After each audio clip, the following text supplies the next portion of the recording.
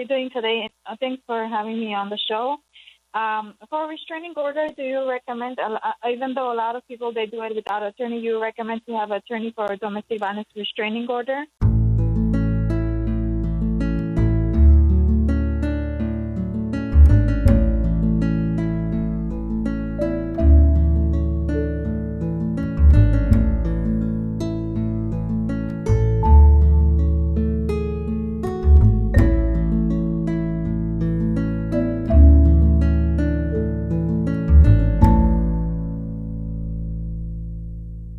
Good evening. This is Attorney Vincent Davis, and the show is The Secret, How to Fight Child Protective Services and Win.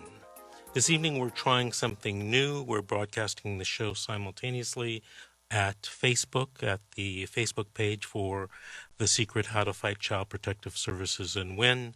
So if you're not local and you can't hear this on 790 AM Talk Radio, try to look at it at that Facebook page.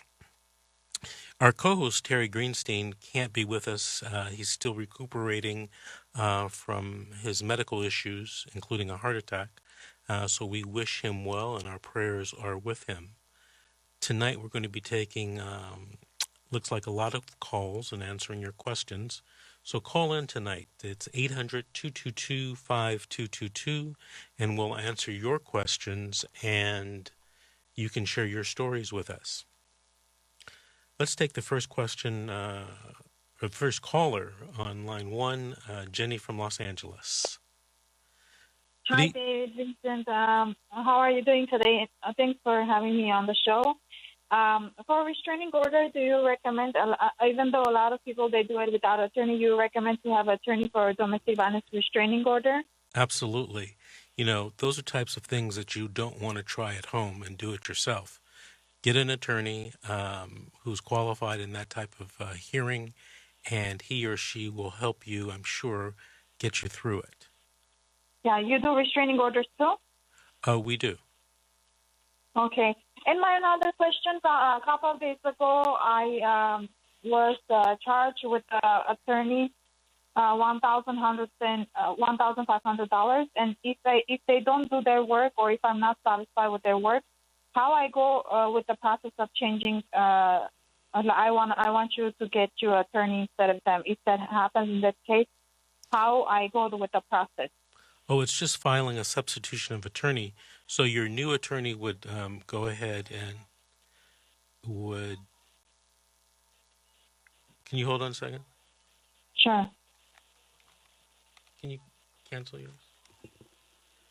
I'm sorry, we're having a technical difficulty. Somebody was playing an audio back. All you have to do is file a substitution of attorney form, and that will be filed with the court, and that would notify the court and everyone else that you are getting a new attorney. Yeah, and what's the phone number? Our phone number is... No, the phone number, FORM, the phone number at the court. Oh, the substitution of attorney? I don't know the exact form number. I'm not very good with form numbers, but you can Google it and just Google California substitution of attorney form, and you can, download that form.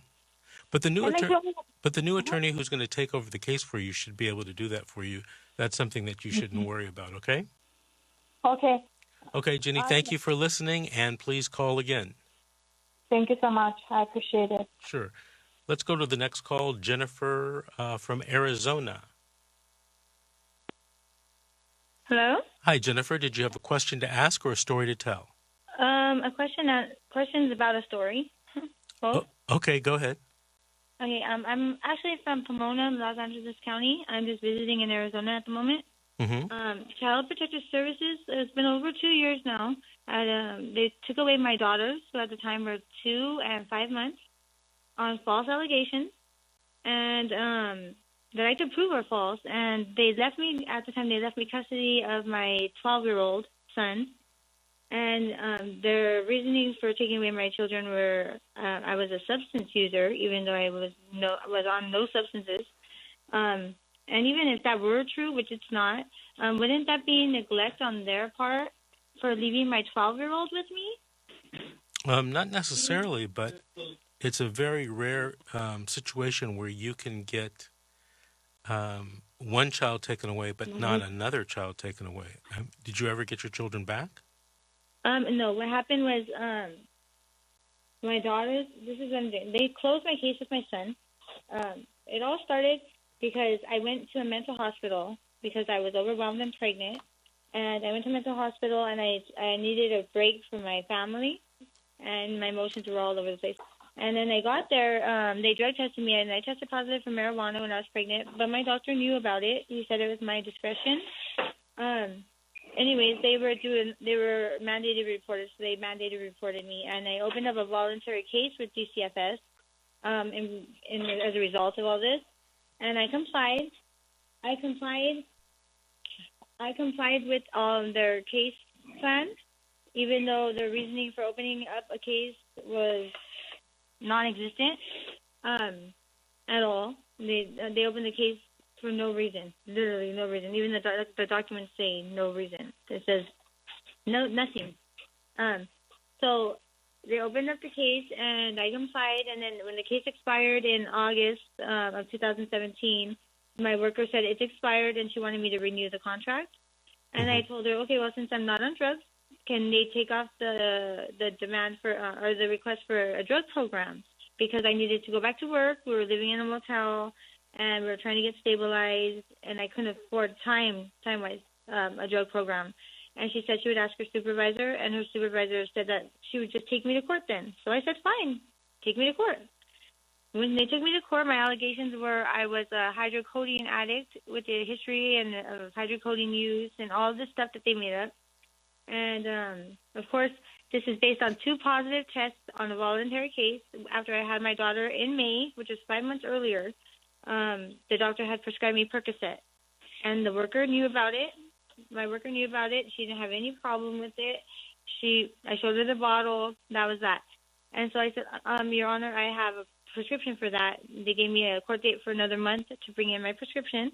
So I said, okay. I talked to my worker right after. My worker couldn't believe my allegations. She said her supervisor had picked from her report to make those allegations against me, which I couldn't believe.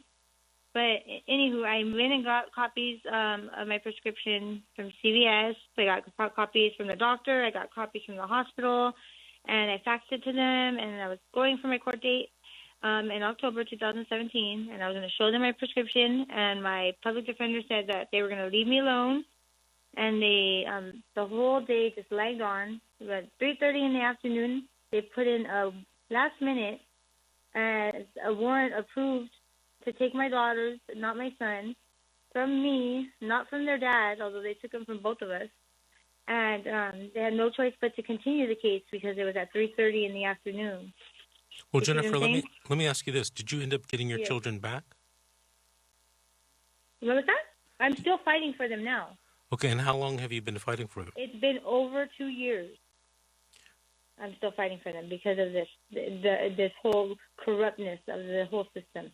It's just so corrupt. And if they were to give me my daughters back, then that would be admitting that a judge substantiated allegations that were false. So that's why they haven't given in. I recently just got a lawyer as of last week. Good. I got a lawyer. Good. I'm sorry? I said that's good. That is good because I've gone through probably about 6 public defenders. Every time I go to court, there's a new public defender. They're trying to take my rights away, even though I am complying still, even though I shouldn't even have to comply because I didn't do anything wrong in the first place. But after they took my daughters, they left me my son, and then they cut my income size because I was dependent on the county at that time because I didn't go back to work yet. Mm-hmm. They cut my income size from a family of 5 to a family of 2, just me and my son. So that they took the dad off the case. And then I was timed out in LA County, so I was only getting CashApp for my son. So can you imagine, we're in a motel. Can you imagine where that landed me and my son up at? Right, but I'm glad to hear that you got an attorney and an attorney's going to be helping you. I want to thank you. He is an attorney, but he's not a dependency attorney, so he's trying to... Wait, hold it, Jennifer. Stop. Okay. You probably should try to get a dependency attorney. I tried, and I have tried over and over again, but there's so much money I know this. This is why I'm glad I got an attorney. He's doing this for me for very cheap price. He's a 22 years experience. He's a very good attorney. Well, just not in that department. He's willing to educate himself in that department, and that's the only help I'm able to get because every dependency lawyer wants $10,000 a retainer or more. Right. And I just cannot afford that right now. Given the circumstances and this roller coaster that I've been on. Okay. I haven't gone back to school. I haven't gone back to work. My ex-fiance is schizophrenic on the streets, homeless now because of this. Okay, they Jennifer? weren't even supposed to be taken from him in the first place. He wasn't even marked on the warrant. Jennifer, I want to thank you. I have to take a commercial break and pay some bills, but thank you for calling and thank you for sharing your story.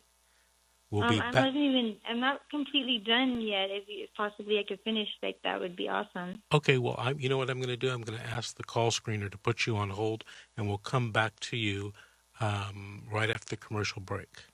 This is The Secret, How to Fight Child Protective Services and Win. We'll be right back.